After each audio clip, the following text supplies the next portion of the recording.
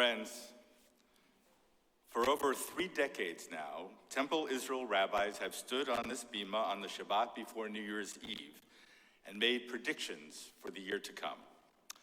Very much like Joseph, who in last week's portion foretold the future so accurately that he has now risen to prominence in Egypt. As you will remember, he used his ability to interpret dreams to encourage Pharaoh to stockpile grain in anticipation of the drought that he so accurately predicted. Now, if you likewise depend on my predictions to invest in the commodities market, stockpile grain, for instance, there is a very good chance that you will lose all your money. For I am no Joseph. But we do these predictions each year anyway, with a sense of fun, and also in tribute to our founding Rabbi Leon Fromm, Zichrono Livracha, who used to make such New Year's predictions not on the secular New Year, but rather on the Jewish New Year. I always want to get at least one prediction right. So I have started each and every one of my prediction sermons with the same prophecy. This year, the Detroit Lions will not win the Super Bowl. And I know they got us all excited there for a moment, but I have even worse news. I only go to one Lions game a season, and when I am in attendance, they always lose. And my game this year is the one on New Year's Day. So they may even lose to the lowly Bears. Now, I have to admit that I wrote the first version of this prediction sermon before the Panthers trounced them soundly, and it was much more optimistic. But then, Sam Darnold, who the Panthers got off the NFL scrap heap, played like a Pro Bowl quarterback against the Lions. How many times has that happened to us, Lions fans? So, I no longer believe that they can win even one playoff game, a feat that they have, after all, achieved only once since just a few weeks before I was born 65 years ago. This prediction helps me underscore a certain point about these Temple Israel rabbinic predictions that is very crucial. They are not supposed to indicate what we wish to happen, but rather to be predictive of what we, analytically speaking, believe will happen, irrespective of our own feelings or inclinations. Which brings me to the only New Year's Eve prediction that really matters this year. Will the Wolverines win the national championship?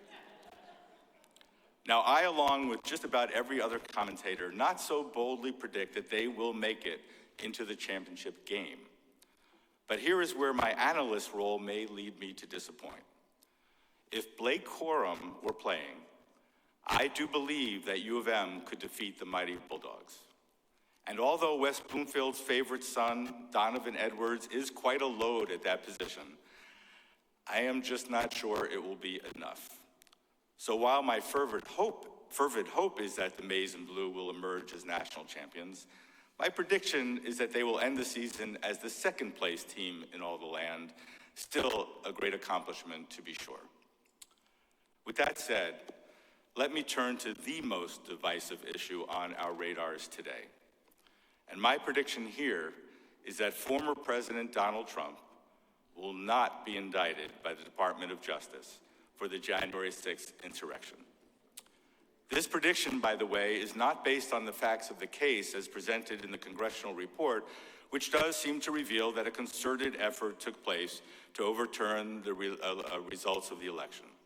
No, my prediction is based on a hunch that I have about Merrick Garland's personality and predilections. Never having met him, of course. My sense comes from speaking with attorneys who have worked with him in the past. And it appears that he may not have the temperament to indict a former president in light of our country's history of not putting past presidents in legal jeopardy for what they may have done in office. And I make the same prediction for the corruption case against Prime Minister Bibi Netanyahu in Israel. One thing this last election has done is to prove once again that Bibi is the consummate master of political deal-making. And I calculate that it is that ability that will ultimately enable him to evade legal jeopardy. A more important issue, however, for us as Reform Jews, is will his inclusion in the cabinet of ultra-Orthodox and extreme right-wing members and parties drive a wedge between us as a people? And here I am afraid that my forecast is about as optimistic as my prediction about the Lions. On issues like who is a Jew, women's access to the Kotel, the law of return, the rights of LGBTQ plus Israelis, and indeed of liberal Jews, it is difficult to imagine how this coalition would not try to undo the gains we have made in the past. Our only hope is that Bibi's heretofore mentioned political acumen will allow him to stave off the most dire demands of his most extreme coalition partners. So, now for some rosier predictions. These from the fields of science and medicine. I predict that in the year to come, we will begin to see the first inklings of practical applications that are to be derived from the most cutting-edge medical research in the field of cell biology. For instance, while therapies for leukemia and blood cancers based on CAR, that is chimeric antigen receptor T cells, also known as killer T cells, already exist, this year they will be applied to the eradication of solid tumors, not to mention sickle cell anemia and a host of other devastating chronic diseases. And that is only one of the many recent breakthroughs that will transform the field of medicine. We are all aware of the mRNA technology that allowed the development of the effective COVID-19 vaccine in a remarkably short time frame. Now, imagine that same technology used to fast-track the development of vaccines against HIV, hepatitis C, the flu, malaria, norovirus, and even tuberculosis. All that is going to happen this year, or perhaps in the several years to come. Incredible. Now, given the devastating weather patterns the world is now experiencing, my biggest concern is about the environment. For that reason, the recent breakthrough in hydrogen energy production has me most excited.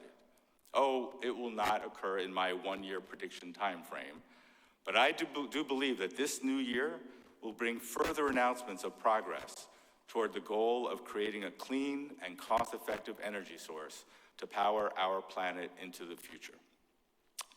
And with the recent passage of the clean energy tax breaks, this should be the year that home and business owners actually begin to invest heavily in solar and wind power, which will not only lower their individual costs, but also provide protection against weather-induced power outages, not to mention the kind of violent attack on the power grid that the citizens of Moore County, North Carolina endured this past month.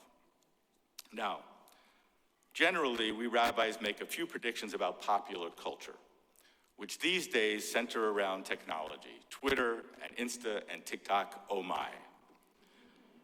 Being the Luddite that I am, however, I am on none of those tech platforms. Also, not even the wisest prophet could predict what Elon Musk will do. Elon, by the way, would not make it into Adam Sandler's Hanukkah song. He is not Jewish despite his Hebrew name.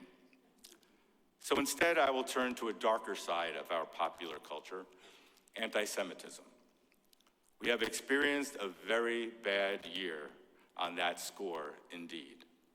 And yet, my historical sense of equilibrium leads me to believe that there will be a backlash against Kanye and Kyrie and the like, and that our friends and allies will begin to step up to offer succor and support to our beleaguered minions.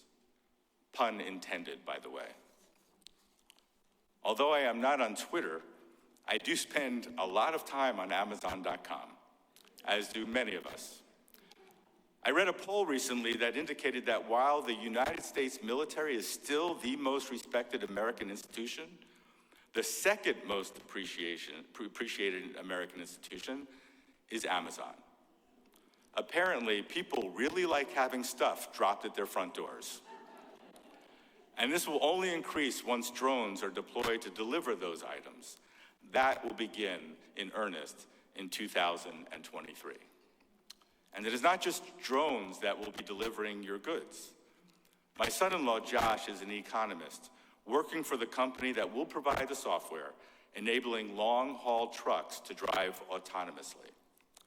This will become the norm, if not this year, then certainly in the next few years. The way it will work is that the autonomous trucks will deliver the load over the major highways, which is technologically a relatively simple challenge. They will deliver the goods to highway depots, and from there, human truck drivers will be employed to make the local deliveries, which would be a much more difficult feat for the autonomous vehicles to navigate. Now, for those of you terrified about the prospect of a driverless car or truck, I understand your trepidation. I can only say in response that the software used to drive these vehicles at least cannot text while they drive or stop at a bar along the way.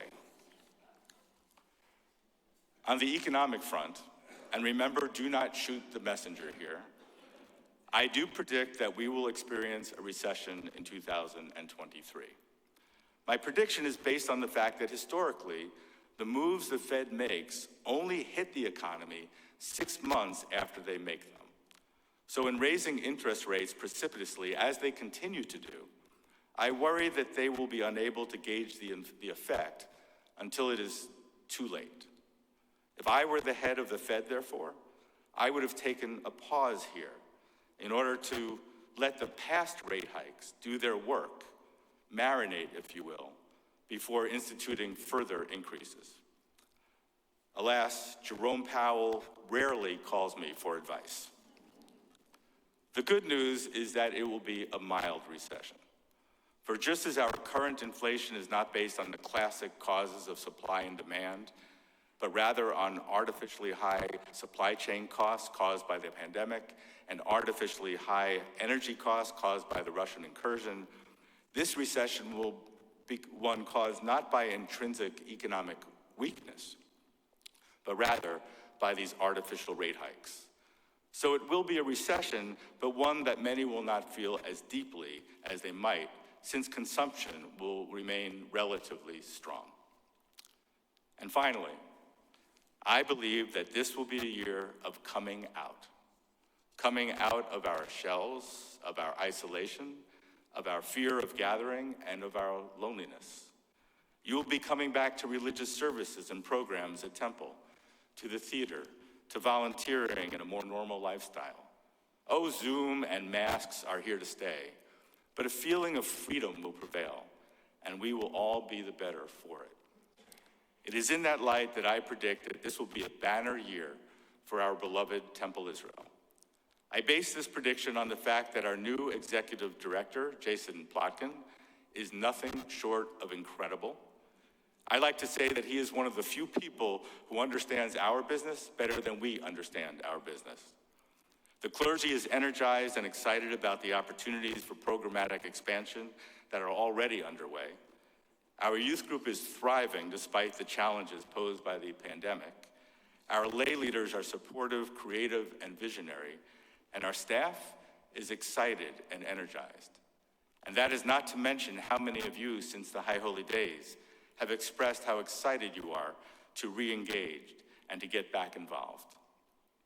So, to conclude, let me conjure up the spirit of our forefather Joseph once again, symbolically donning his coat of many colors. Joseph predicted 7 good years followed by 7 bad ones. My prediction is actually the reverse.